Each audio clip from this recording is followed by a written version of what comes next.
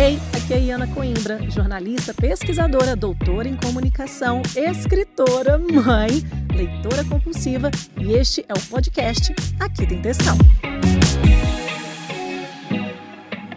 Nesse episódio do Aqui Tem Textão podcast, eu converso com a Carla Domingues Moraes, que eu conheci contrabandeando chocolate. Pois é, porque o chocolate dela sem glúten.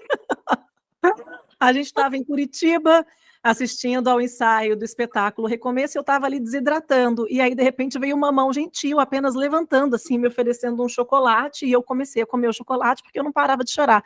E assim que a Carla entrou na minha vida, eu falei, ai, uma pessoa que me dá um chocolate sem glúten, porque tem restrição, já pode ser minha amiga. Carla, muito obrigada, bem-vinda ao podcast Aqui Tem Textão. Obrigada por ter aceito o meu convite, e obrigada por aquele chocolate naquele dia, ó, que aqueceu o coração. Ai, Ana, tô muito, muito feliz de estar aqui. Uma surpresa estar aqui com você assim tão rápido, né? A gente se conheceu, acho que fizemos 2 dias de contato, né? Mas parece que a gente se conhece há um bom tempo. Vejam só o poder de um chocolate, gente. Eu ofereço um chocolate. Vocês podem estar construindo uma grande amizade. Nunca menos. E, enfim, estou muito feliz de estar aqui. E realmente, chocolate sem glúten é precioso, gente. Oferecer foi, assim, um ato de muito amor mesmo.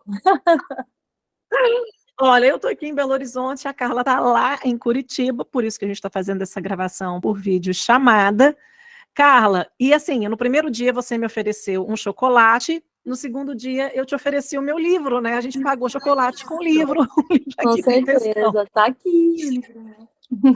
E foi muito legal, porque à medida que a gente foi se conhecendo, eu vi quantas coisas a gente tinha em comum. Bom, aqui no podcast eu brinco assim, né? Aqui tem a Iana Coimbra, e aí, quem é que tem? Se apresenta. Bom, eu sou a Carla Moraes, eu sou paraguaia. Gente, eu tenho uma amiga paraguaia, faltava isso na minha vida, uma amiga paraguaia. Mas já estou no Brasil há 30 anos, sou casada com o Theo, já há quase 20 anos, tenho 3 filhos meninos, o Matias, o Vicente e o Inácio, e sou bailarina, sou fisioterapeuta também, formada, mas sempre trabalhei com dança, tenho uma escola de dança hoje, formada em balé clássico, em jazz, dou aula de jazz atualmente. E, enfim, sou de uma família grande, de um pai argentino, uma mãe paraguaia. Nós nos denominamos a família Mercosul, porque temos várias nações num lugar só. E que mais? Somos 5 irmãos, 4 mulheres e um menino que mora nos Estados Unidos. E essa sou eu. Por isso que a gente se identificou tanto, amiga, porque são muitas coisas que nos atravessam, né? A gente tem a dança, a gente tem essas famílias grandes, cheias de irmãs. E eu lembro que quando a gente se conheceu, assim, né? Eu não sabia quem você era, a gente estava ali no mesmo contexto, né? E as suas meninas da sua equipe estavam ali dançando, abrindo o espetáculo Recomeço. Como é que a dança entrou na sua vida? A dança, quando eu comecei, eu já tinha 11 anos, eu já era maiorzinha, mas sempre desde pequenininha foi um sonho e meus pais não tinham condições financeiras de me colocar numa escola de dança, isso lá no Paraguai ainda, né? E quando meus pais conseguiram, eu já tinha 11 anos, comecei a dançar. Depois, logo em seguida, nos mudamos para o Brasil, eu vim para cá com 13 anos, continuei dançando e sempre fiz balé e jazz, né? A gente amava, eu e minha irmã dançamos a vida inteira. E surgiu o sonho de, queria dar uma aula um dia, como seria ser professora de dança, né? Mas era algo assim, acho que toda bailarina em algum momento, quando tem uma professora inspiradora, assim, a gente se vê nela e, quero ser a minha professora, né? E eu lembro que eu comecei a dar aulas de dança de uma forma muito louca. Eu estava na minha escola de dança, conversando com as minhas amigas, eu devia ter uns 16, 17 anos. Eu era formada, tinha acabado de me formar em jazz e em balé clássico no ano anterior. E veio a diretora da minha escola e falou, meninas, Carla, eu preciso da tua ajuda. A professora fulana faltou porque quebrou o braço e as alunas estão esperando para começar a aula e eu queria ver se você não topa dar uma aula. E eu falei, quê? Não, mas eu não me preparei, eu não sei. Ela falou, mas a gente tem alguns CDs que na época não tinha YouTube, Spotify, não tinha nada disso, né? Eram CDs. A gente é jovem, tá? As pessoas de hoje que estão desatualizadas, nós somos jovens. Quando eu vi aquilo, eu falei, meu Deus, mas eu não conheço esse CD, deixa eu ouvir as músicas, enfim. Foi terrível. Fui dar aula, entrei na sala de umas adolescentes, elas me olhando, tipo, porque éramos mais ou menos da mesma idade, né? E eu lembro que, assim, né, na época, como eu falei, não tinha YouTube, a gente não via vídeos, o que sabia dançar era o que a gente tinha aprendido, né? Então eu olhei e falei, mas como é que eu vou ensinar, enfim? Eu sei que passaram 5, 10 minutos, eu já tinha passado tudo que eu sabia. E eu falei, meu Deus, que mais que eu posso fazer? Foi terrível. E aí, na próxima semana, a menina ainda não tinha vindo, e enfim, fui substituindo, e nunca mais parei de dar aula, né? Já tô nessa estrada há um bom tempo. E depois, com o tempo, também abri uma escola junto com a minha irmã, montamos a Dom. Mas eu não sei se eu já posso falar tudo? Pode Vai me falando. dizendo aí. Enfim, aí a gente dava aula em muitos lugares, eu e minha irmã, cada uma por seu lado, né? Em muitas escolas, enfim. E um dia a gente falou, por que a gente não se junta? A gente tem um monte de alunas, vamos tentar fazer algo nosso, né? A gente se juntar e fazer algo nosso.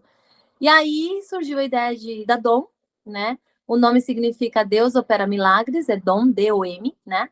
E a gente quis fazer algo que tivesse um propósito, né? O dom que nós tínhamos, o talento que nós tínhamos, oferecer para Deus. Nós fomos líderes do Ministério de Dança por um bom tempo na PIB, na Primeira Igreja Batista de Curitiba, e sempre por sermos bailarinas, né? Que dançamos fora da igreja há muito tempo, a gente se incomodava muito com a falta de excelência na dança na igreja. A gente falava assim, meu É Deus, uma realidade. por que na igreja tem que ser de qualquer jeito? Por que qualquer um pode dançar, né? Eu falava assim, eu tenho certeza que se eu chegar pro líder do Ministério de Louvor e falar, eu queria tocar violão, mas você sabe? Não, mas eu gosto muito. Eu gosto muito. Às vezes eu pego em casa e toco e eu não vou tocar no louvor. Por que a dança tem que ser, tá bom, você gosta, ai, deixa ela dançar, ela gosta. A gente também precisa, né, se profissionalizar, se aperfeiçoar. E aí nós Carla, mas começamos. isso é polêmico um tanto. Como é que as pessoas reagiram com essa abordagem de vocês? Bom, nós fomos, né, convidados para participar de um musical de Natal, que se chama Nataleluia, é um musical muito renomado aqui em Curitiba, todo mundo, toda a cidade conhece. E como éramos bailarinas, e normalmente é engraçado, né? Porque nós não éramos bailarinas de igreja, nós éramos bailarinas profissionais de fora. Então nos chamaram para ajudar, porque não tinha ninguém capacitado suficientemente para fazer algo bonito, né? E aí a gente entrou e falou: meu Deus, primeira coisa, vai ter uma audição, a gente vai escolher quem vai participar. Aí fizemos uma audição, claro que foi super polêmico, porque daí teve gente que não participou. Aí começou no musical, depois aquilo se tornou realmente, né, o Ministério de Dança durante o ano mesmo, as atividades durante o ano, e nós colocamos como primeiro requisito que tem que fazer aula, né? Porque acaba sendo um ensaio, a gente não consegue dar aula, né, no ensaio, a gente ensaia a coreografia para o evento e a gente não consegue ter uma qualidade de movimento técnico porque não tem esse tempo hábil. Então a gente colocou como uma condição fazer aulas de dança, né? E a gente também, nessa época, já tínhamos a Dom, já tínhamos escola. Nisso começamos a dar muita aula também para as pessoas da igreja. E aí o ministério cresceu muito. Hoje o Ministério de Dança da PIB é totalmente diferente, né? É bem profissional. Mas começou assim, a gente não se conformava. A gente ficava sentado olhando aquelas danças, falar, ai meu Deus, por que tem que ser desse jeito? Por que tem que ser tão, né? O meu coração é do Senhor. Por que tem que ser sempre a mesma coisa? A gente ficava muito incomodado e a gente começou assim. Depois, com a escola crescendo, a gente não conseguiu, né, conciliar as duas coisas, né? Deixamos preparadas as líderes que foram se substituindo. E, enfim, daí fomos tocar a Dom, que é uma escola de dança normal, né, para atender qualquer público, não é só gente de igreja, mas a gente encara como um ministério também, né? A gente entende que a gente pode, eu brinco que eu tenho o privilégio de ter o 3 em 1, é o meu trabalho, o meu sustento, é o meu lazer, é o meu hobby, né? Eu amo fazer isso e é o meu ministério. Então, não é todo mundo que pode usar, né, o seu trabalho para servir a Deus também, assim, né? De uma forma intencional, como a gente tem feito na Dom. Aí E eu você falo muito, tá, Ana? Não, mas aí junta uma que fala muito aqui, uma muito que fala aí tá ótimo, 3 horas de podcast. Ô Carla, e você ainda dança? Não, agora eu só mando dançar. Virou a chefe. Mas eu fiz um curso de férias, agora na terça-feira eu dei uma aula e eu dancei um pouquinho assim também, mas na verdade é uma questão, não é nem falta de vontade, assim. Como bailarinas, né? O meu joelho é super lesionado, minha coluna, o meu quadril, então eu tenho muita dificuldade, assim, de não sentir dor dançando, sabe? Mas, sim, quando posso, eu dou umas, né? Mas é diferente quando é tua aula, né? Se tivesse uma professora me mandando dançar, é diferente. Mas eu, ai, cansei, eu paro. Né? Ah, esse movimento eu não gosto, eu não faço. Então, hoje eu brinco que eu mando dançar. Eu sento, eu tô naquela fase que nem mostrar o exercício eu não mostro mais. Eu tenho lá minhas bailarinas, eu falo, ai, fulana, faz pra mim assim, assim, assado. Gente, é assim que faz, entendeu? Eu tô assim. A minha decisão de parar de dançar foi muito clara, mas eu sentia que as pessoas ao redor sofriam mais do que O eu que você... nessa decisão de parar de dançar. Como é que foi para você, assim, falar: "Ok, a Carla que dança, não vai dançar mais"? Mas é muito engraçado você me falar isso, porque acho que a primeira vez que eu tô pensando, eu não tive esse momento. Eu não tive assim, eu vou parar de dançar, tô entregando a dança, acho que já deu pra mim. Foi algo completamente natural. Primeiro, eu tenho 3 filhos, né? Então, vários espetáculos, né? 3 espetáculos, pelo menos, eu tava grávida, né? Aí eu, bom, não vou poder dançar que eu tô grávida. Então, tá, enfim. No outro, gente, eu tô grávida de novo. Então, acabou acontecendo que isso diminuiu muito o meu ritmo, daí os meninos pequenos, bebês, né, eu acabava demandando muito É muito cuidado. difícil. Um menino pequeno, eu admiro muito quem consegue continuar dançando, porque Não, eu os acho meus pequenos, eles tinham menos de um mês no bebê conforto dentro da sala de aula, eles estiveram sempre comigo, né? Agora, eu parei assim, quando eu comecei a produzir o espetáculo, os nossos espetáculos são muito, muito grandes, né? A gente faz no maior teatro do Paraná, é o segundo maior do Brasil, é o Teatro Positivo. Então, é uma produção muito, muito grande. E isso eu não consigo conciliar as duas coisas, eu estar lá no palco e estar na produção. Então, por isso que foi algo muito natural. Eu falei, bom, eu não posso dançar, eu preciso cuidar. Nem fico lá na coxia, eu fico lá na cabine, né? Então, foi algo meio que natural, assim. Não me lembro quando foi que eu falei assim, gente, nesse espetáculo não vou mais dançar. Eu tenho que parar para pensar qual foi o último, entendeu? Não foi assim uma. Ou seja, eu não tive esse sofrimento de, ai meu Deus, não parei de dançar. E ninguém sentiu tão forte isso também, porque foi um processo natural. Mas eu tô num outro contexto, isso que eu falei. Eu era dona da escola, né? Então é e diferente. continuou sendo a dona da escola, né, você É, continua nesse meio, tipo, né. eu trabalho com isso ainda, né? Não foi algo assim, encerrei a dança. Você era bailarina, você, a partir do momento que parou de dançar, você não vai mais frequentar a escola de dança, é diferente, né? Eu nunca saí desse meio, né? Não, Eu só não me apresento. eu vou te falar uma coisa, sabe uma coisa, assim, eu detestava ensaiar. Ai, meu Deus. Eu detestava ensaiar, eu não gostava de fazer aula. Para mim, assim, é claro que houve um momento da vida que eu gostava, porque se eu não gostasse, eu não teria feito.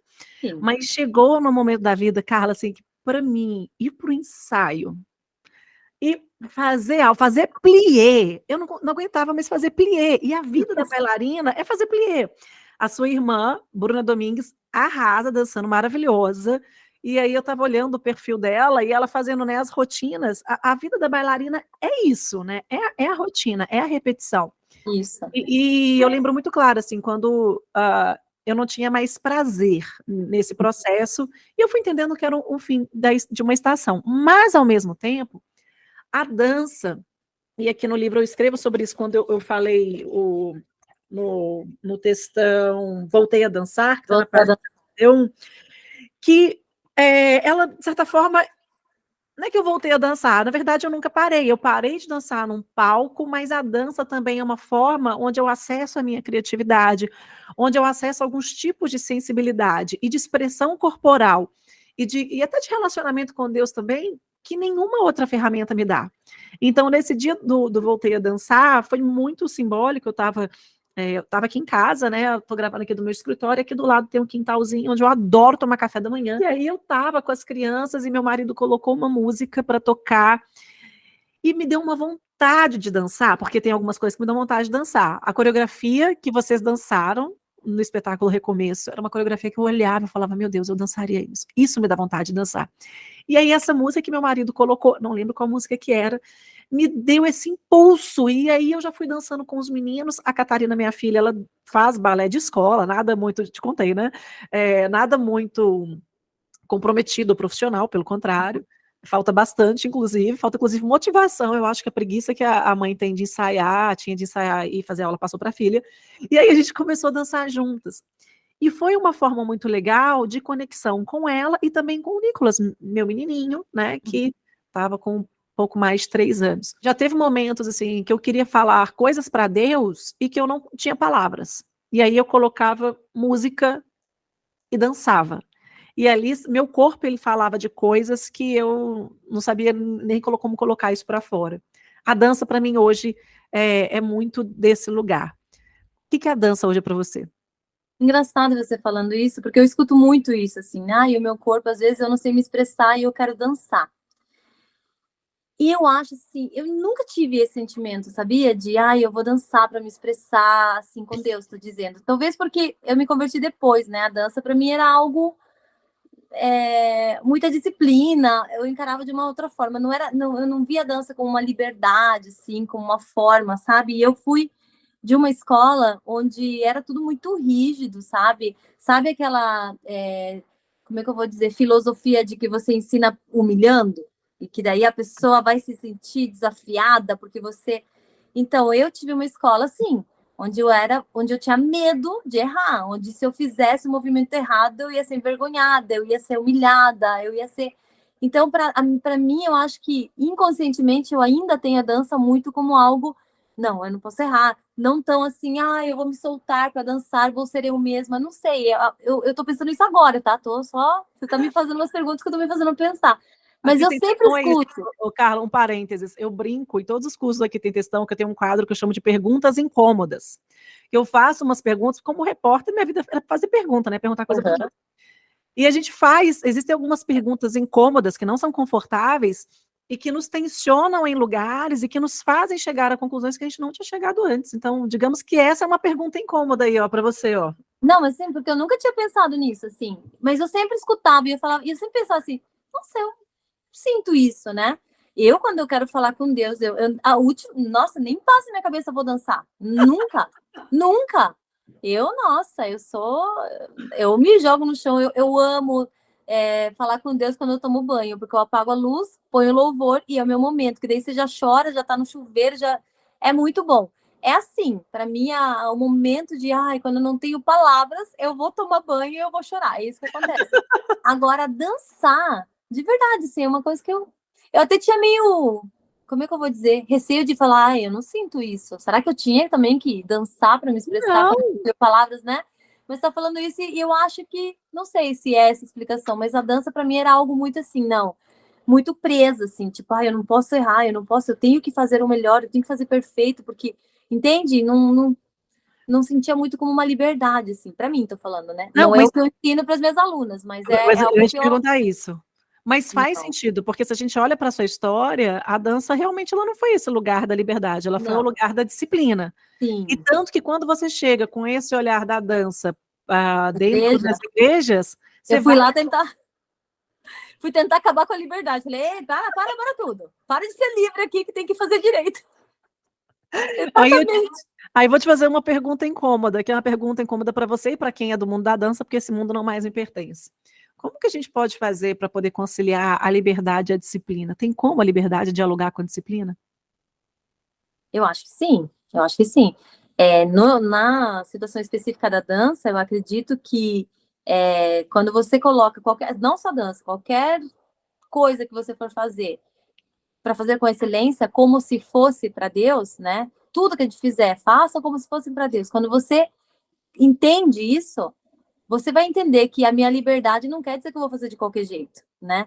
Eu posso ser livre fazendo com excelência, eu posso expressar a minha liberdade com muita, né, alegria, mas eu não vou fazer de qualquer jeito. Hoje nessa escola, você tem quantos alunos? A companhia tem quantas pessoas? Hoje nós temos em torno de 200 bailarinas, né? A gente tem 3 companhias, infantil, a júnior e a juvenil, né?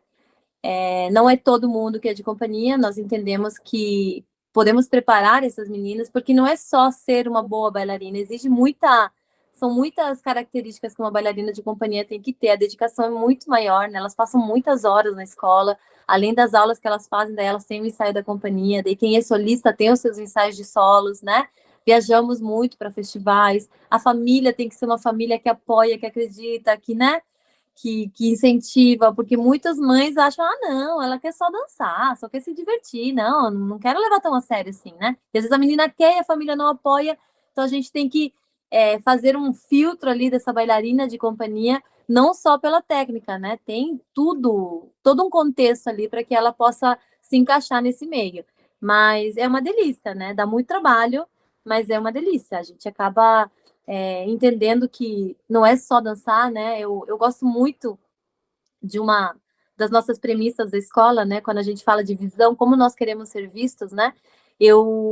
A gente construiu isso e eu amo, é a minha parte preferida, que fala que a nossa visão é ser conhecidos não pelo resultado, mas pelo propósito, né? Então, assim, bailarinas em si é um meio de muita vaidade, de muita competição, de muita inveja, né? De você querer que a outra se dê mal para você vencer, para você ganhar, enfim.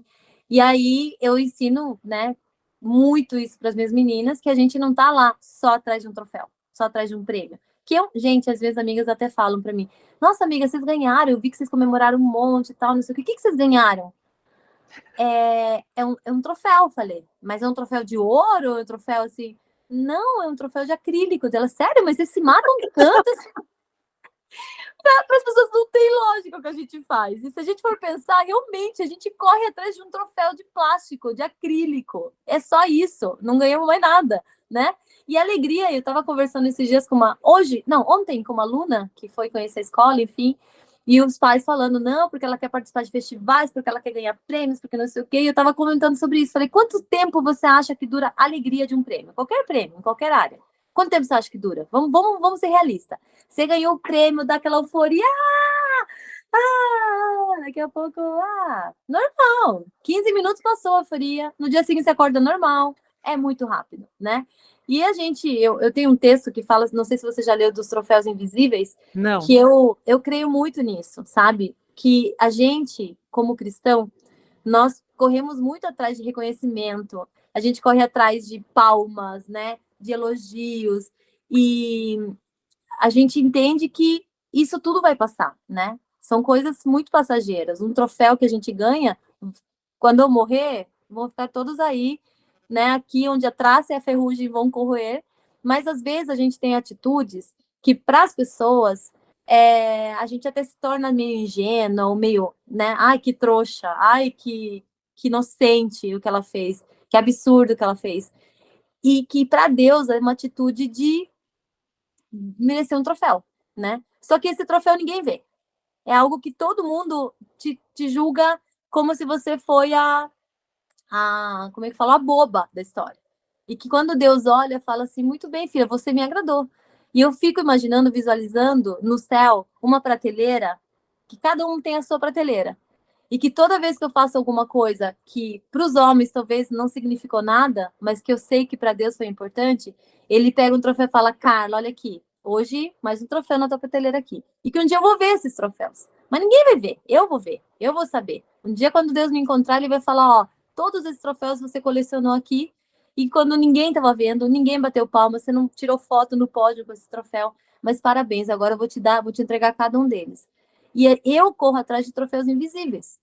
Lá atrás, a ferrugem não corrói, são tesouros eternos, eles vão ficar para sempre lá, né? E eu tento ensinar muito isso para as minhas alunas. Esses troféus que vocês estão conquistando aqui, que as pessoas reconhecem e veem, eles vão passar. O ano que vem, se eu te perguntar quantos prêmios você ganhou no passado, que lugar que você ficou, qual era a coreografia, talvez você tenha que parar para pensar, não lembro, será que foi naquele festival, foi no outro? Você vai esquecer.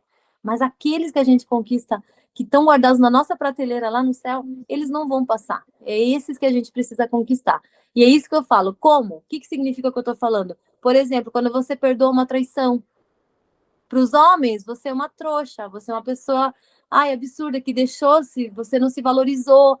Mas quando Deus olha e fala, meu Deus, eu sei como foi difícil você perdoar isso. E você escolheu perdoar e restaurar esse relacionamento, enfim, troféu para você. E o que eu ensino para as meninas? Meninas, a menina que vai dançar antes ou depois de você, chega para ela e fala assim, que Deus te abençoe, viu? Quando ela terminar de dançar, fala assim, estava linda, parabéns. É uma atitude, troféu invisível para você, que a outra vai dizer, nossa, que trouxa, você viu, me deu parabéns. E daí? Jesus se agradou daquilo, você está demonstrando amor. Talvez você não ganhou nenhum prêmio, mas ela não vai esquecer de você. Ela vai falar, aquelas meninas da Escola Dom são diferentes. Quando elas chegam, algo diferente tem. Não ganharam nenhum prêmio, mas elas marcaram esse lugar. É isso que eu ensino, deixar marca, sabe? Então, as meninas de roxinho chegaram, tem que deixar marcas. Na sua prateleira invisível, qual o troféu que tem lá que vale mais do que qualquer troféu de Joinville? Sim, isso eu não posso contar. Que eu sei, só eu sei que deve ter uns troféus lá. Mas assim, eu já tive algumas situações, eu posso até te contar algumas mais recentes, mas aconteceu uma situação e eu vou contar porque, né? Eu tenho um mais antigo, assim, que eu e meu marido nos separamos, né? Um tempo a gente ficou separado 6 meses, antes de ter filhos, enfim.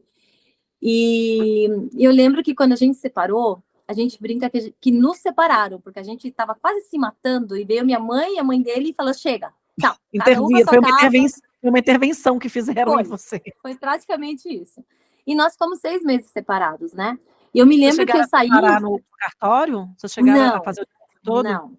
Não, mas assim, quando eu saí de casa, quando, né, me saíram da minha casa, eu tava assim, com muita certeza de que acabou, tá? Que era o fim mesmo. E só para, né, só para pincelar, assim, não aconteceu nada em especial, mas aconteceu um egoísmo muito forte, sabe? Era assim, dos dois lados, um egoísmo tremendo, assim, onde ninguém queria abrir mão, né, pelo outro dos seus interesses. Então, assim, eu era muito, muito, muito ligada à minha família, muito, muito. E minha família estava passando por um momento que você deve ter acompanhado no livro muito difícil financeiro, muito, um momento de transição terrível, assim. E eu saí desse, né, para me casar nesse contexto. E eu me sentia assim, meu Deus, eu tô abandonando minha família no pior momento que eles estão vivendo. E aí eu comecei a ter um relacionamento onde eu não conseguia aproveitar nada. Tudo que eu fazia, eu falava assim, ai, eu tô aqui comendo uma pizza e meus pais, ai, meu Deus, eles estão com dificuldade, eu acho que eu tenho que comprar uma pizza para eles também. Ai, eu vou no mercado comprar coisa para mim, mas ai, eu acho que eu vou fazer uma coisa. Eu não conseguia aproveitar nada. E você não conseguiu romper também esse cordão umbilical? Não conseguia. Não conseguia. E aí o que aconteceu? Meu marido começou a encarar isso como um concorrente dele. Falou assim, eu tô brigando pela Carla com a família dela, né? E ficava assim, só que ele tava lutando sozinho, minha família não tava tentando me puxar dele. Ele tava assim, tentando guerrear para me conquistar, só que ele não tinha sabedoria nenhuma, né? Então a forma como ele agia, aquilo me chocava. Então ele às vezes ficava com raiva da minha família, e eu achava que ele era muito incompreensível. Então assim, isso começou a desgastar demais o nosso relacionamento. Vocês tinham quantos anos casados? Eu já tinha, isso foi em 2008, eu tinha 3 anos de casada, né? Eu casei em 2005. E quantos anos de idade que vocês tinham? Deixa eu pensar. Em 2005 eu tinha 23, eu tinha 26 anos, né? E ele tinha 27. A gente tem um ano e pouco de diferença. E aí o que aconteceu? Eu queria passar mais tempo com a minha família, eu queria estar com eles, né? Então eu saía de dar aula, terminava de dar aula muito tarde, e eu não ia para casa, eu ia passar lá na minha mãe rapidinho. E eu só ia para casa quando ele me ligava, pô, você não vai vir para casa? Né? Chega! Aí eu achava casou para quê, né? Casou para quê? Eu achava um absurdo, achava que ele era incompreensível, achava, ai, eu atendia o telefone e falava para os meus pais, ai, eu tenho que ir, porque, ó, tá me ligando, ai. Então, era terrível nosso relacionamento. Eu chegava em casa, ele estava trabalhando, ele ficava até de madrugada trabalhando. Eu falava, você quer que eu venha para casa para quê? Você está trabalhando. Então, entendeu? Uma coisa levava a outra, ninguém cedia.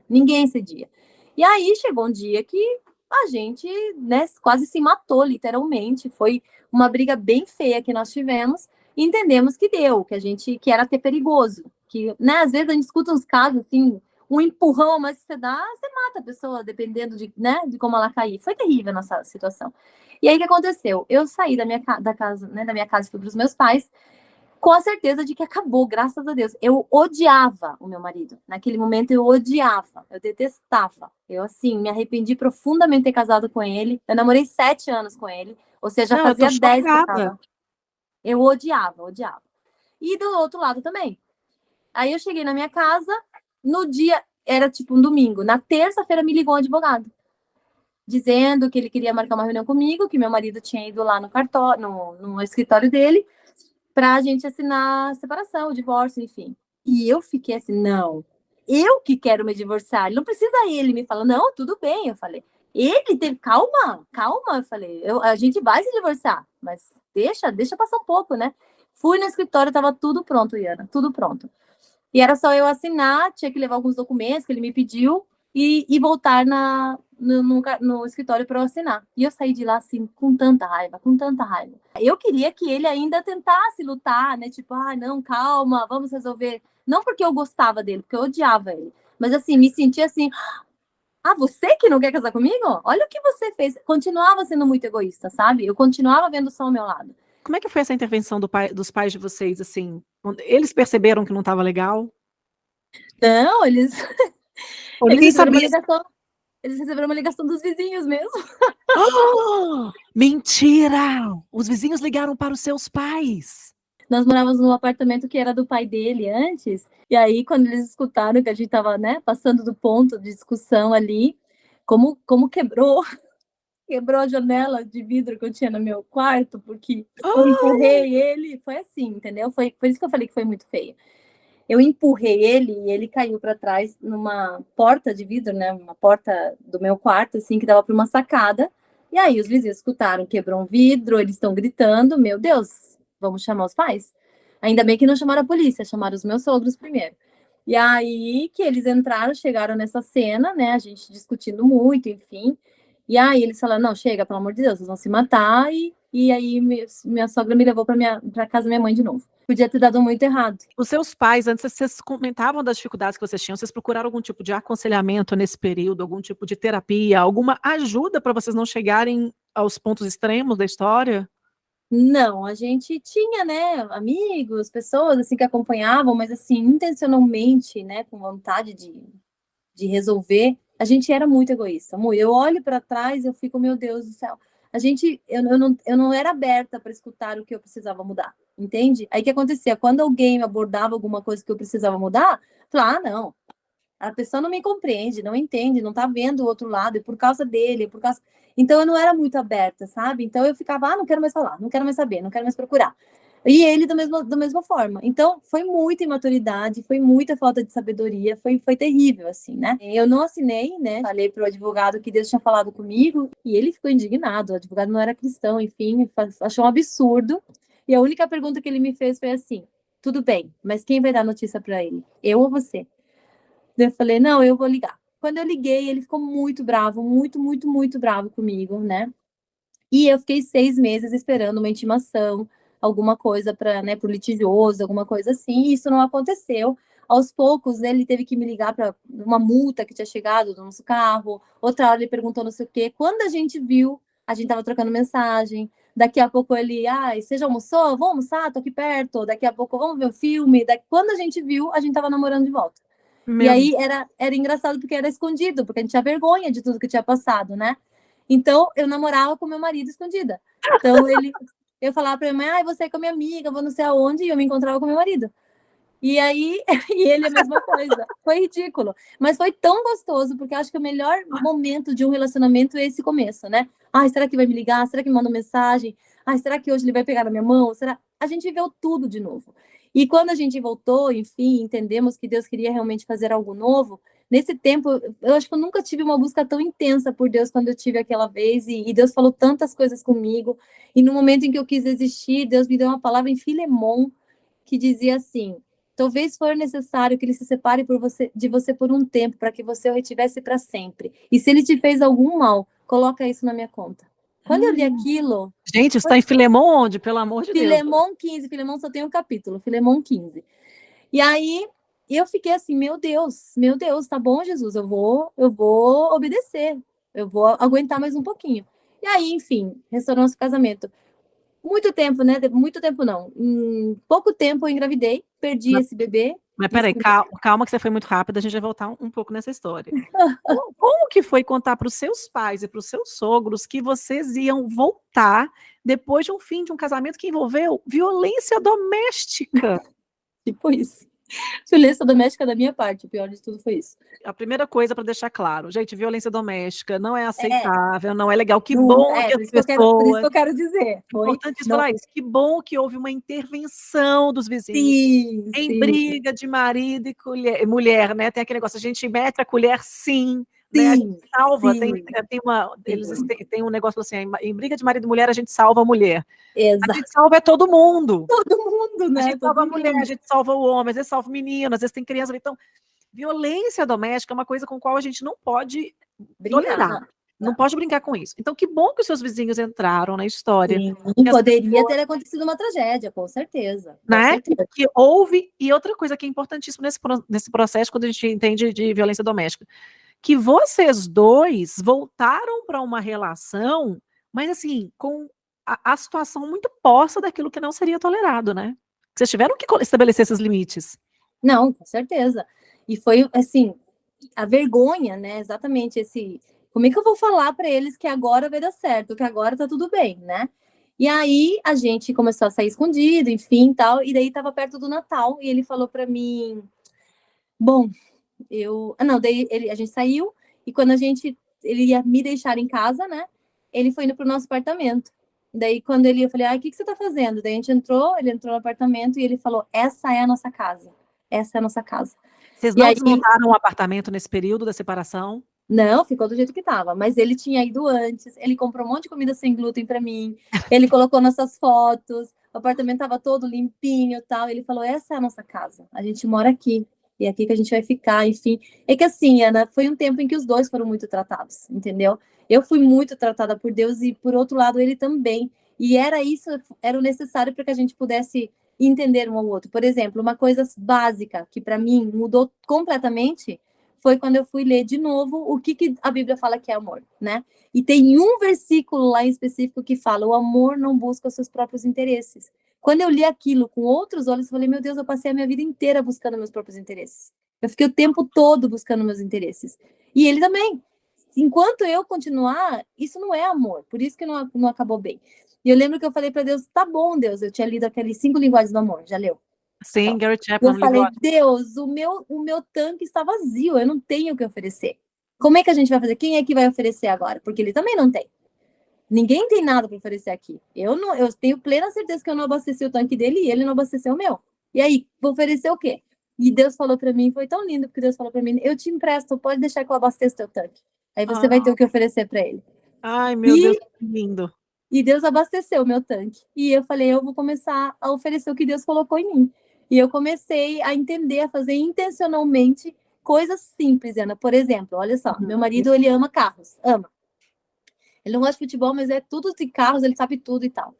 E ele tinha uma coleção, quando ele era criança, de Hot Wheels, sabe, os carrinhos pequenininhos. Ah, meu filho ama. Então, e ele guardava esses carrinhos, né, de coleção. Ele falava, um dia eu vou dar para os meus filhos a minha coleção e tal. Aí um dia eu fui no mercado e eu vi os Hot Wheels e comprei um Hot Wheels para ele. Daí, quando a gente se encontrou, eu falei assim, para tua coleção. Aquilo para ele foi assim, meu Deus, para ele foi assim, a coisa mais linda, um gesto mais lindo que eu já tive. E custava R$5, eu me lembro. E ele ficou, porque o que aconteceu? Eu implicava com o carro. Falei, que saco, porque o carro, eu implicava com aquilo. De repente eu vou lá e falo, para tua coleção. Meu Deus, eu lembro que depois, passou uns dias, ele me deu um perfume que eu queria muito. Aí eu falei, agora eu vou dar não sei o quê. Aí ele me dava não sei o quê.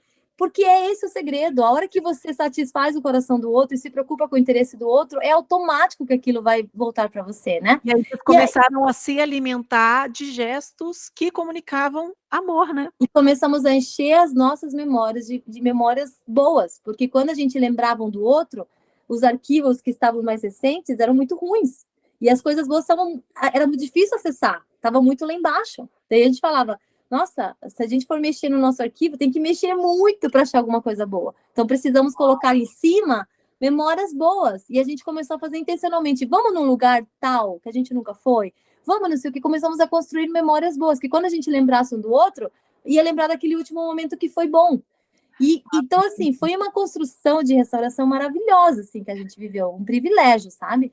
Que bonito isso. E quando você fala essa questão do carrinho, eu te entendo, porque meu marido é jiu-jiteiro. Minhas alunas sabem dessas histórias porque eu conto para elas, mas aqui no podcast é a primeira vez que eu vou contar. Claro, né, gente, o podcast acabou de começar, não contei quase nada nesse lugar aqui, então é isso mesmo, né? O Fred começou a treinar jiu-jitsu quando eu estava grávida do Nicolas. E mulher grávida, e a gente já tinha uma filha pequena, que eu queria que ele ficasse em casa, ficasse comigo, que ele tivesse ali naquele processo, né, do nesting, fazendo o ninho junto comigo. E ele estava lá apaixonado pelo jiu-jitsu e tudo mais. compra kimono, e ele treinava, ele chegou numa época de compulsão pelo jiu-jitsu, que ele treinava 2 vezes por dia, 6 vezes na semana. Meu Deus. Sabedoria zero, né, precisava disso tudo não precisava. E aí eu xingava: "Ai, esse tatame do inferno". Não, ele chegou a montar um tatame na garagem daqui de casa e chamar os amigos para treinarem lá Não, em casa. E eles treinavam, era tipo 6 da manhã, e eu meu Deus. ai, a história é tensa. E para mim o maior símbolo, e naturalmente a gente brigava muito por causa disso, tatame dos infernos, kimono do demônio, uma sabedoria no linguajar, um linguajar maravilhoso, muito bom o linguajar nessa época. E aí, chegou um momento em que a gente conversou, eu falei: "Olha, não sou contra o jiu-jitsu, pode ir para o jiu-jitsu, que bom que você está feliz no jiu-jitsu, mas será que a gente não pode ajustar o horário dos treinos? Será que você não pode estar mais em casa? Enfim, vamos fazer essa dinâmica funcionar?". E aí foi um gesto intencional dele de treinar menos, entender que não precisava de treinar 12 vezes na semana, por quê, senhor? E, eu também decidi apoiá-lo. E um sinal, assim, de que foi muito decisivo nessa história, foi quando eu comprei um kimono para ele. Igual você fez com o carrinho, e aí eu comprei o kimono mais caro que tinha, o kimono mais bonito que tinha. Olha, E aí foi igual eu, comprei o não, por exemplo, mais barato que eu achei. tá vendo? O kimono é Mas mais você vê caro como não é sobre valor, né? não é. Exatamente, é o gesto. É o gesto. E aí eu comprei para ele, no aniversário dele, a gente estava na pandemia, e aí no aniversário dele de pandemia, eu encomendei um bolo, que a decoração do bolo era de jiu-jitsu, é coisa besta, né, porque aí a Catarina achou o máximo, a Catarina minha filha, É tipo assim, abrindo mão, tipo, vai, acabando com a guerra. vem jiu-jitsu, entra nessa casa, entra na minha vida, mexe com as minhas estruturas, é isso que o jiu-jitsu fez. E aí foi isso, o kimono. Aí, assim, se antes eu falava que era o kimono do demônio, aí esse kimono virou o kimono da paz. Comprei outros kimonos para ele ao longo da vida, daí em diante ele encontrou o equilíbrio, mas ele até hoje ama falar: "Isso aqui é o kimono que você me deu", porque quando eu dei o kimono, o que eu estava dando era validação. Eu falando: "Eu te apoio, eu te incentivo, tô com você nessa". E ele Isso. ama, né, hoje quando tem as graduações, troca de faixa, E você tá lá. e aí, assim, a última vez que ele pegou a faixa roxa, né, que era um marco que ele tinha no período que ele queria, eu estava de plantão, eu ainda trabalhava na televisão. E aí, o que que eu fiz? Eu combinei com, na época a gente tinha uma babá, né, porque eu precisava de alguém para poder, assim, mudou meu horário, tem um plantão agora, vem para casa, acontece muito isso com essa funcionária. E aí eu estava de plantão, eu comprei a faixa roxa, embalei, deixei um monte de recadinho, escondi na bolsa das crianças e falei com a babá: "Leva os meninos, e na hora que chegar a hora da graduação dele receber a faixa, dá para as crianças, você me liga por videochamada, e as crianças vão entregar a faixa para ele", porque é a gente Ai, meu Deus. família validando e abraçando esse esporte que faz dele um homem mais feliz, que ajuda na saúde dele, porque aí ele passou a cuidar muito mais da saúde depois disso, né, saúde mental. E aí, assim, essa graduação eu não assisti, eu estava maquiando, assim, no camarim da TV maquiando e assistindo e chorando: "Ai, a faixa roxa", e os meninos levando. Mas, esses gestos são gestos de validação, que E pode com custar muito. certeza hoje ele vai abrir quantas vezes for mão do jiu-jitsu para fazer algo que você precisa, porque hoje isso já não é mais um ponto de Não é conflito questão. na vida de vocês, né? Então, é engraçado, tem que ceder. Alguém tem que ceder, né? O Os famoso 2 de alguém tem que preferência, ceder. né, gente, um É, ceder. mas assim, a hora que um fala assim, ó, bandeira branca aqui, tá tudo bem. Não tem como o outro não se constranger, né? Então, é automático, isso que eu falo. E para coroar ainda a nossa restauração, aí quando a gente falei para os meus pais, só que na época todo mundo era contra a gente voltar. Eu Por lembro que meus motivo óbvio. pastores, meus líderes, todo mundo, Carla, Deus tem algo novo para você, acabou. Foi, ninguém me apoiou para voltar. Só teve uma pessoa que inclusive ele é meu obstetra, e ele trabalha com casais também, ele cuidou muito da gente, o Gleden, e ele falou para mim, quando eu falei que eu ia tomar essa decisão, ele falou, olha, você está preparado? Quando eu falei, eu não vou me separar, Gleden, eu vou lutar. Ele falou, está preparada para você ver ele com outra? Para você ver ele, não sei o que. Ele começou a me falar várias situações, porque se você escolheu isso, vai se posicionar. Você vai até o fim crer na promessa que Deus te deu. E podem acontecer 1000 coisas, mas você vai crer na promessa de Deus. Está preparada? Ou você vai desistir por qualquer motivo? Eu falei, não, eu estou preparada.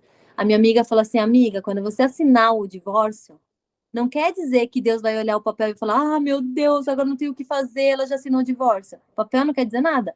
Mas o teu gesto de falar, eu não acredito que Deus pode restaurar meu casamento, é isso que a tua assinatura está dizendo. Então, se for para separar, não faça nada você. Creia que Deus pode restaurar. E foi muito difícil tomar essa decisão. Esse foi meu primeiro troféu invisível, tá? Quando eu decidi, tá bom. Todo mundo me dizia que não. E eu fui lá, coloquei. Quando eu voltei, todo mundo viu, ninguém falou, que bom. Todo mundo ficou tipo, vamos ver, né? Todo mundo ficou muito receoso. Só que Eu eu tava imagino. grávida. Ai, meu Deus. E Não, que eu aí tava eu chamei imaginando já o climão do Natal, né? Porque se foi na época do Natal que vocês voltaram, e aí um na casa do outro, assim, o climão do isso, Natal. limão. Daí cada um na sua casa. Eu não passei o Natal com ele, fiquei Vocês com não os meus passaram. pais. Não, porque eu voltei para casa no dia 22 de dezembro. Eu lembro que eu liguei, meus pais são demais, assim, eles são muito de boa. Os pais deles já são um pouco mais, muito preocupados, assim, sabe? Meus pais, assim, eles me apoiaram desde o começo. Quando eu liguei pro meu pai de noite, falei, pai, assim, eu não vou dormir em casa hoje. Ele, onde você tá? Eu falei, pai, eu tô na minha casa. Dele, não acredito. Tá bom, filha, tá bom, que Deus abençoe você, está, tá bom, tudo bem. E meus pais sabiam, né? Mas o Theo tinha muita vergonha de ir nos meus pais lá. E aí, o que aconteceu? Fiquei lá, dormi na minha casa 2 dias. No dia do Natal, eu voltei para minha casa. Ai, Fiquei com Jesus. os meus pais e ele voltou com os pais, ficou com os pais dele. E aí, mais tarde, assim, depois de meia-noite, ele foi nos meus pais e foi assim o primeiro contato, assim, voltamos.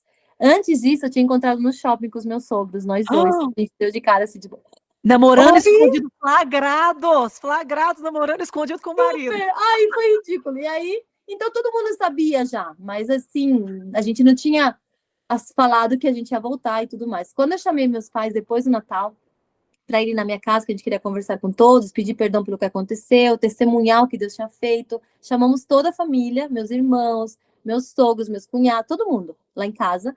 E começamos a falar, nós chamamos vocês, porque nós queremos pedir perdão por tudo que vocês passaram também, pelo sofrimento, pela vergonha, por tudo, né? Porque a gente está no mesmo prédio que vocês, né, viram o que aconteceu, a gente vai ter que enfrentar todos os vizinhos, né? E testemunhar que Deus pode restaurar. Eles viram, todos os vizinhos viram o que aconteceu, né? Então, a gente não vai sair desse apartamento, nós cremos que Deus pode usar esse testemunho para transformar outras pessoas aqui. Enfim, falei um monte, todo mundo chorando, e no final eu falei, e Deus é tão bom que ainda nos deu um presente, estou grávida. Aí foi assim, uma loucura, uma loucura. Aí esse bebê eu perdi. Eu perdi bem no comecinho, o primeiro bebê, e depois de uns 8 meses, mais ou menos, engravidei de volta, que é o Matias, que ele tem 13 anos, e eu lembro que quando eu estava na maternidade com o Matias no colo, e o Theo em cima, assim, a gente babando no bebê, entrou o Gledden, que é o meu obstetra, esse amigo nosso que cuidou da gente, e ele olhou aquela cena e falou assim, agora vocês entenderam que o diabo tentou roubar de vocês? E quando ele falou essa frase, a gente chorou muito, né? Foi tão gostoso viver aquilo. E aí, a partir de então, nossa vida mudou completamente. Hoje a gente trabalha com casais, nós temos uma célula de casais, nós discipulamos casais, nós temos feito um trabalho, assim, de restaurar muitos relacionamentos. A gente vê como é comum, né? Adultério dentro do casamento, como é comum esse relacionamento egoísta que todo mundo acaba levando e defendendo sua razão. Quanta coisa que nós vivemos que hoje a gente pode falar, ei, a gente também passou por isso. Olha o que Deus fez na nossa vida, né? Então eu creio que a nossa maior dor se torna o nosso maior testemunho um dia, né? E nessa caminhada toda, a gente construiu tantos troféus invisíveis. Teve vezes que ele teve que conquistar troféus invisíveis, que eu sabia que ele não precisava me perdoar, que não precisava, né, fazer algumas coisas, e ele escolheu fazer o que era certo, enfim. Então, a gente crê muito nisso, eu espero ver minha prateleira cheia de troféus invisíveis um dia, né, que eu vou ver, que Deus vai me entregar, o pódio vai ser com Deus colocando a medalha em mim, e é isso. Então, não se preocupe com o não reconhecimento ou com o julgamento das escolhas que a gente faz. Em primeiro lugar, se você escolheu agradar a Deus, o teu troféu está garantido e ele não vai ser corrompido, ele vai durar eternamente, ele é um tesouro eterno. E uma coisa que você falou e que mexeu aqui muito comigo é quando, né, assim, vocês compartilharam da alegria de um bebê que vocês perderam depois. Mas, ao mesmo tempo, eu falo que toda vida tem um propósito. Eu escrevi sobre isso no livro também, que eu também perdi meu primeiro filho.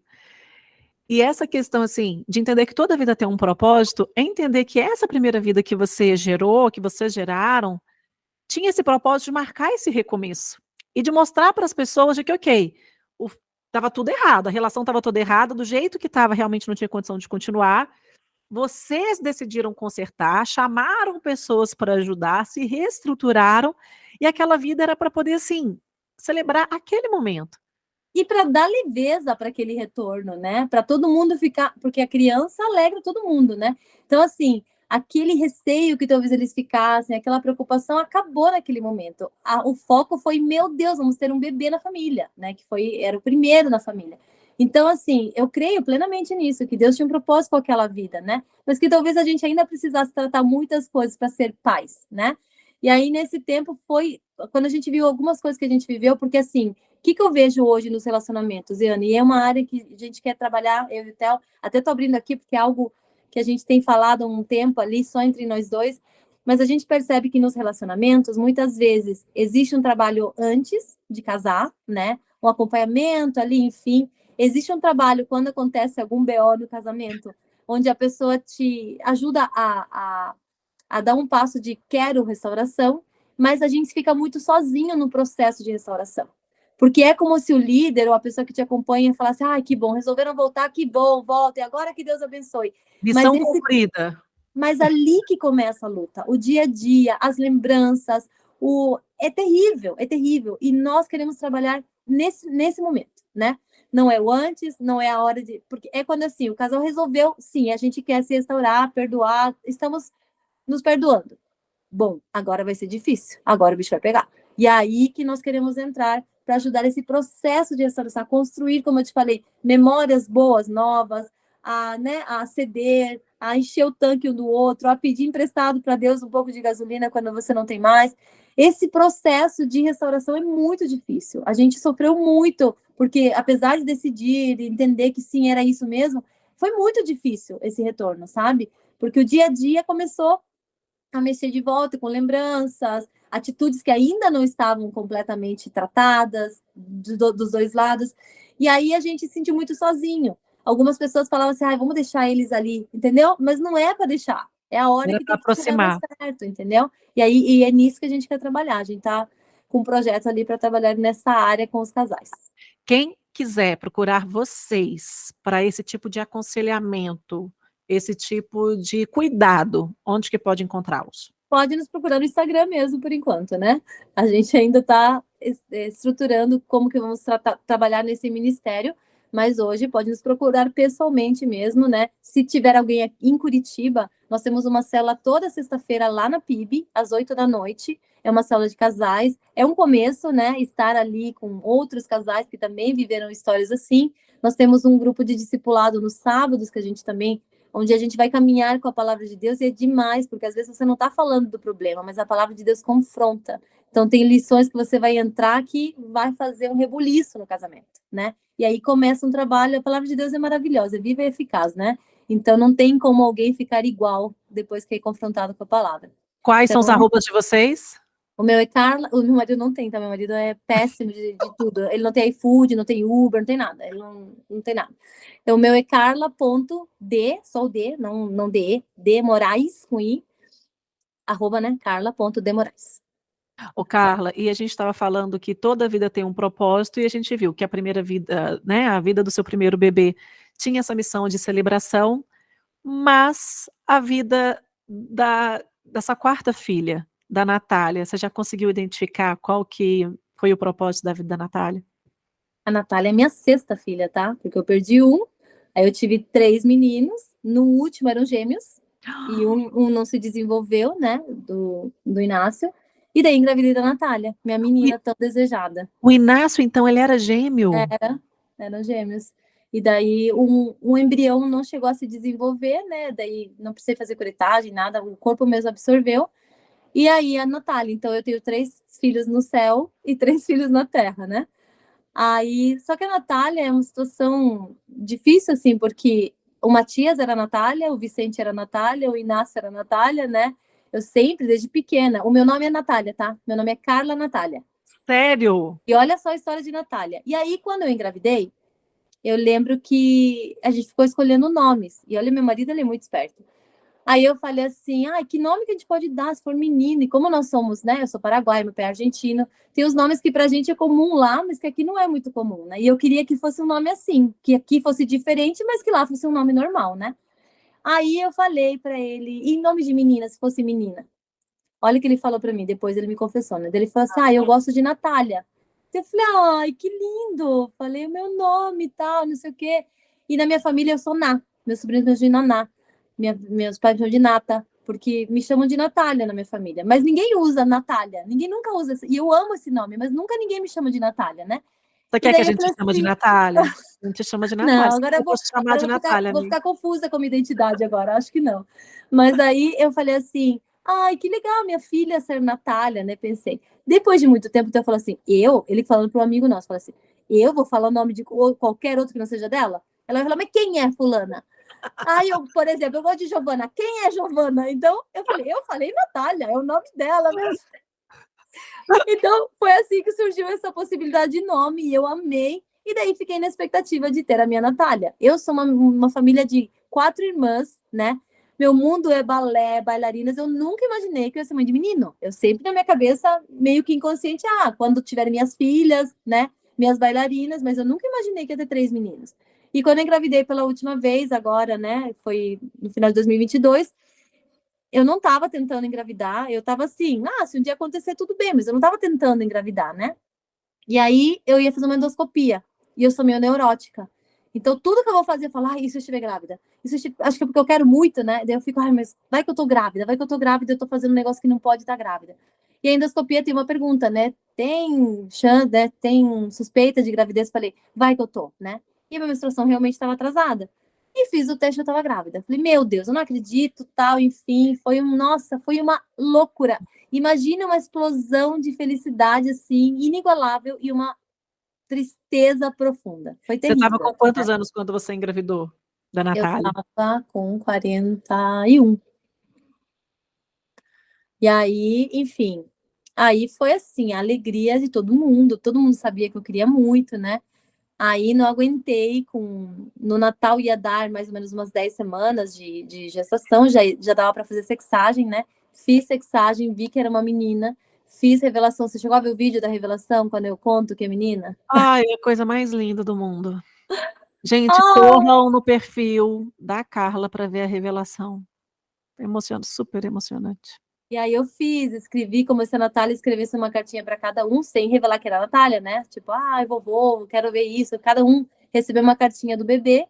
E no final, escreveram uma amiga minha que fez a carta que ela escreveu para mim, sabendo que era a Natália, né?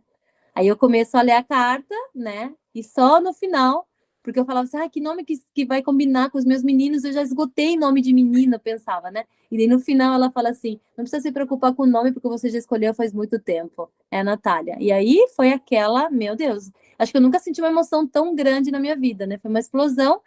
E no primeiro dia do ano, eu terminei o ano de 2022 agradecendo, nós estávamos em família, todos, né? Foi unânime que a melhor coisa que vivemos no ano, tirando que a Argentina foi campeã do mundo, porque meu pai é argentino, foi, foi a Natália, né? E aí eu acordei com sangramento. Então foi assim, eu terminei 2022 muito feliz e acordei com sangramento e eu tive esse aborto que foi a experiência mais terrível da minha vida, que foi em casa. Então é um parto, né? Não sei se você chegou a sofrer em casa esse aborto, mas Não. eu não fiz curetagem, não deu tempo, foi terrível, terrível. Você entra em trabalho de parto, então você sente dor, tudo igual, só que você sabe que não vai nascer teu bebê, né? Então foi uma dor que eu não sei, nunca imaginei sentir. Nunca senti uma alegria tão grande, nunca senti uma dor tão grande. E aí a gente fala assim, Deus, eu não entendi nada. Entendi nada. Era só eu não ter engravidado. Não estava tentando, não é? Era só você não ter deixado engravidar. Meus filhos questionaram muito, mas por que Deus fez isso? Por que ele nos deu essa alegria e nos tirou? O que aconteceu? Que Deus é esse? Foi terrível. Foi assim, meus filhos sofreram muito. O meu do meio, o Vicente, falou assim: mãe, eu tô muito triste, eu tô muito triste. Muito triste pela Natália, mas eu tô muito mais triste por você. Eu tô Nossa, muito triste. Foi terrível, assim, nossa, um começo de ano indescritível, né? Então, assim, hoje eu vi tudo o que aconteceu no meu ano e aí eu me pergunto assim, meu Deus, se eu tivesse um bebê, como que eu daria conta? Então, não tô dizendo que, é por isso que Deus tirou, mas assim, eu fico tentando me consolar, assim. Eu não vou dizer, eu entendi, mas eu aceito, né? Que Deus tem o melhor para mim, mesmo sem entender, como a musiquinha, né, do Thales. Então, assim, continuo aberta, que pode ser que aconteça de novo, eu não estou impedindo nada, né? Mas eu estou bem tranquila que a vontade de Deus é a melhor para mim. Eu sou prova de tantos momentos onde eu quis uma coisa e Deus fez diferente e eu entendi que era muito melhor se eu tivesse, né, vivido a minha vontade. Então, assim, a Natália, assim, eu ainda não estou te dizendo o propósito, não vou te dizer, eu aprendi isso. Não, eu não sei, ainda não sei dizer. Faz um ano que isso aconteceu, mais ou menos, né? Então, não tenho explicação, eu só aceito.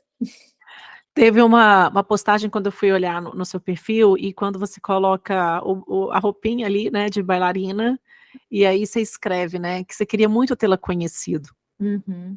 E eu achei aquilo de uma delicadeza e de uma beleza e de uma sinceridade. E aí, pensando, né, enquanto você fala agora, de qual que talvez teria sido, né, o propósito da vida da Natália, e você queria tanto uma menina, Né? talvez o propósito da vida dela era justamente você ter entre os seus filhos uma menina. É. Uma menina que você não conheceu ainda, Uhum. uma menina que você não pôde vestir, nem pentear os cabelos, nem dançar com ela, mas é uma menina para chamar de sua. A É. Natália é sua, e é tão especial pensar que você fez a sexagem, que você podia não ter feito. Podia, eu sempre fui contra isso, né? E eu fiz. E se você não tivesse feito a sexagem, você não saberia que era a Natália, Uhum. porque você teria perdido antes de saber. E Uhum. o meu primeiro filho, eu não sei o que que era, né, a gente chama de petit bebê, porque era uma brincadeira que o Fred fazia na França, e petit bebê servia para menino ou para menina, então a gente estava em Paris, a gente brincava, será que vem o petit bebê, o petit bebê? Então ficou o nome petit bebê. Mas você tem uma Natália, e eu acredito muito que Deus tem coisas que ele faz por nós e que ele permite, que é para agradar o nosso coração, que é para deixar a gente feliz, para Uhum. falar, olha, aqui, ó, tá vendo? Eu sei que isso vai te deixar feliz, toma, é seu. E talvez ele, tô divagando, tá? Tô Tá. pegando a licença poética para divagar aqui no meio desse cenário todo. Uhum. É de que você tem uma Natália para chamar de sua. A Natália, ela existiu, a Natália. Nossa, essa frase, assim, uma das coisas que mais acalmou meu coração foi uma amiga que eu sempre falava, gente, mas a Natália existe, calma, ela existe, eu falava. Não, eu falo ela existe, eu falei, ela vai existir. Eu visualizo ela, eu já sonhei com ela, eu falava para as minhas amigas, né, sempre. Então, calma, eu não consigo imaginar que não vai ter a Natália. Ela vai existir. E aí, quando, né, aconteceu tudo, eu encontrei com uma amiga, ela falou assim, amiga, a Natália existe. Você sabe que a Natália existe. E daí eu até escrevo no texto, ela me falou, talvez você não possa,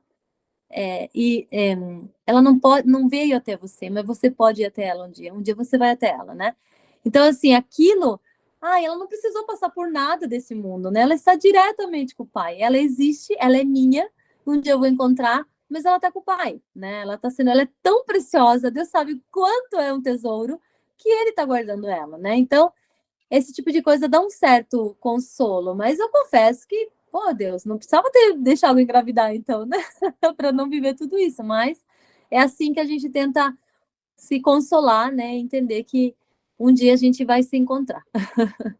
Você acredita que Eu a tenho as Natália, roupinhas que eu ganhei, tenho tudo lá escondido ainda. Eu não consigo me desfazer. você continua guardando tudo, então? E você revisita isso às vezes, ou não voltou a Muitas vezes. E ninguém sabe. não sabe agora? Muitas vezes, agora todo mundo sabe. E quando você acessa, olha essas roupinhas, olha essas coisas, como é que você fica? Assim. É difícil. É bem difícil. A Porque quando eu Natália ganhei tá nos. essas roupinhas, eu acho que quando eu ganhei essas roupinhas foi muito especial, porque é uma amiga minha que tem 4 meninos. E a gente sempre compartilhou muito o nosso sonho de ter uma filha, enfim, ela já são bem grandes todos, né? E quando ela descobriu que era a Natália, ela tem uma loja de roupa de bebê, de roupa de infantil. E quando ela descobriu, ela me mandou um monte de roupa de menina. Um monte de roupa de bebê. Falou, meu Deus, eu não acredito e tal. Foi muito legal. E assim, acho que uma das maiores emoções, além de descobrir que era a Natália, foi quando eu recebi essas roupinhas. Eu olhei e falei, eu comecei a chorar desesperadamente. E eu lembro que eu liguei pra minha mãe, chorando muito. Minha mãe falou, meu Deus, o que aconteceu? O que aconteceu, meu Deus? E eu fui em uma chamada de vídeo e eu comecei a mostrar. Falei, mãe, é real, meu Deus, olha aqui, tem roupinha de menina, eu não acredito. E foi assim, tão forte aquilo, ver aquelas roupinhas. E assim, daí a gente foi pra praia, eu lembro que as roupinhas estavam todas na minha cama, assim, fomos pra praia, tudo isso aconteceu lá na praia. E quando eu voltei e vi aquelas roupinhas na cama espalhadas, depois de tudo que eu tinha vivido, meu Deus, eu saí do quarto, não conseguia entrar. E aí meu marido guardou tudo, eu não sabia onde ele tinha guardado, né? Eu não tinha visto. E um dia encontrei, tava no armário dele, no fundo, assim, do armário dele. Aí eu encontrei aquilo lá e eu comecei a abrir tudo e eu comecei a abraçar. Foi terrível, assim, né? E às vezes eu faço, às vezes eu pego e dou uma cheirada assim na roupinha e tá guardada. É como se fosse ela, entendeu? É meio doido isso, mas enfim. E daí eu fico pensando, e se eu tivesse outro filho, será que se fosse menina eu ia pôr Natália? Falando, não, mas a Natália é ela, né? Já foi, já tem a Natália. Eu fico meio nessa crise, assim, sabe? Será que eu colocaria esse nome de novo? Mas enfim, é isso. Você me fez chorar. Natália, amiga, a Natália existe, a Natália faz parte da sua história. Revisite a memória da Natália quantas vezes forem necessárias, porque a gente não vai entender tudo. A gente é muito racional, a gente vai querendo ressignificar tudo, buscar resposta para tudo, buscar solução para tudo, e tem coisas para as quais não tem solução. E tem dores para as quais não tem um remédio que passa rápido. E talvez algumas coisas sempre vão doer. Eu lembro quando eu perdi meu primeiro filho, engravidei da Catarina muito rápido, e eu lembro de um dia que eu chorei assim, acho que eu já estava grávida, inclusive, e as pessoas falavam assim, mas você já tem filho, por que você está chorando? Eu falava, gente, existe um lugar para essa dor, que é um lugar para essa dor. E não quer dizer que Não olhar e vou ser pegar grato. uma alegria e colocar no lugar daquela dor. Não tem. Exato, não tem como pegar uma alegria e colocar no lugar dessa dor. Então, respeita o espaço dessa dor, que Sim. essa dor ela fique onde ela tem que ficar, para que você possa lidar com ela da forma como você dá conta. É claro que a gente acredita que um dia, né, a gente aprende a elaborar melhor as coisas, a gente acomoda melhor os sentimentos dentro da gente. Uhum. Mas eu fico pensando num propósito da Natália para você, é isso, assim, de que você tem uma Natália para chamar de sua. A Natália existiu, a Natália existe, aquela celebração que vocês registraram, ela é real, e você ter feito a sexagem para ela é essa materialização de que ela importa. Porque era importante para você. Era importante para você que ela viesse. E ela veio. Guarde o que você precisa guardar dos pertences, lide com isso da forma como você conseguir lidar. E a memória dela é uma memória boa, né? Quando a gente pensa na memória da Natália, o que você viveu, você estava com a barriguinha, né? Inclusive já, assim. Sim, era a quarta vez, sim, quinta vez que eu estava engravidando, né? Aqui tem espaço já só barriga aumenta rápido. Mas eu tenho um pastor que um dia falou assim: tem lágrimas que só vão ser enxugadas no céu. Então, às vezes a gente espera aqui, ai, Deus vai me consolar com isso, eu vou entender e vou ficar bem. Tem lágrimas que só no céu ele vai enxugar. E lá você vai entender, né? É isso, é fé. É crer que ele tem o melhor para mim, né? Deus tem o melhor para nós. A Natália é esse troféu, então, esse Ela troféu é um troféu invisível que te aguarda. invisível. Ela é literalmente um troféu invisível, né? Eu ganhei, ele parecia que ia se tornar um troféu visível, mas ela, né, ninguém viu, ninguém conheceu a Natália, né? E eu tenho até um texto falando sobre os tipos de troféu, né? Dos troféus passageiros, dos troféus que a gente pode mostrar, né? Os troféus que a gente não esquece, que a gente carrega, e dos troféus invisíveis que a gente ainda não recebeu, mas que estão na nossa prateleira lá. Então, a Natália tá lá, com certeza, né? Vai ser um dos troféus. Ó, você merece essa filha, é tua, né? E poder curtir.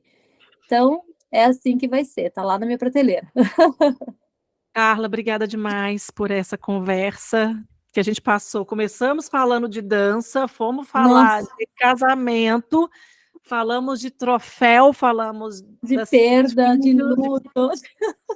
mas acima de tudo a gente falou de esperança e acima de tudo a gente falou de coragem, porque tem que ter coragem para lidar com tudo isso que você viveu e para continuar aí inteira, talvez com os machucados, né, assim, né, com as cicatrizes da vida, com os, né, as marcas que a vida vai deixando na gente, que as situações deixando na gente, mas aí uma mulher linda, com sonhos, com planos, com uma família restaurada, uma família bonita de ver, aliás, que menino bonito, né? E, nossa, tá de parabéns, tá? Tá de parabéns pela família. Muito obrigada por essa conversa e por ter participado aqui do Aqui Tem Textão. Obrigada por ter me lido também. Eu amei muito. Vamos fazer, além de Spotify, umas conversas só nossas também, que tem muita coisa para falar ainda, né? Muita coisa para falar, mas fiquei muito feliz de ter essa. Eu amo falar, eu amo contar minha história, né? Porque é o que eu falo. Falar de Jesus é contar o que ele fez na tua vida, né? Não só ele que está na Bíblia lá, que fez com Moisés, que fez, não, o que ele faz eu mesmo, né? Que faz na nossa vida coisas maravilhosas. Então eu tenho, nossa, muita alegria de falar em tudo que ele fez, mesmo as dores, mesmo as coisas difíceis, né?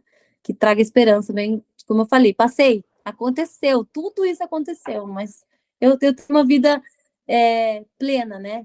Ter paz, ter felicidade, nem sempre quer dizer que não tem dificuldade, né? Quero encerrar com uma pergunta. O que é coragem para você?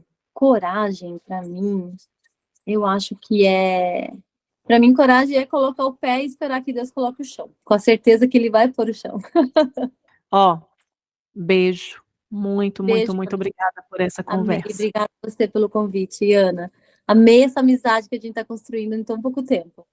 Não, e que Se começou quiser, com chocolate e virar com outras coisas sem mais. glúten. Não Sem esqueça de glúten. sem glúten. Se quiser dicas de comida sem glúten, lugares, pode falar comigo, tá? Vamos ajudar o Fred aí a passar por essa. E todo mundo ir na dieta que é mais fácil, tá? Não, é o que estamos fazendo. Coragem para encarar essa dieta. Coragem. E eu amei essa definição. A gente encerra, então, esse episódio de hoje com coragem. Você coloca o pé e Deus vai lá e coloca o chão. Amei essa definição. Vou trazer essa para a vida. Beijo, viu? Tchau. Obrigada. Gente, obrigada por terem assistido. Semana que vem tem mais.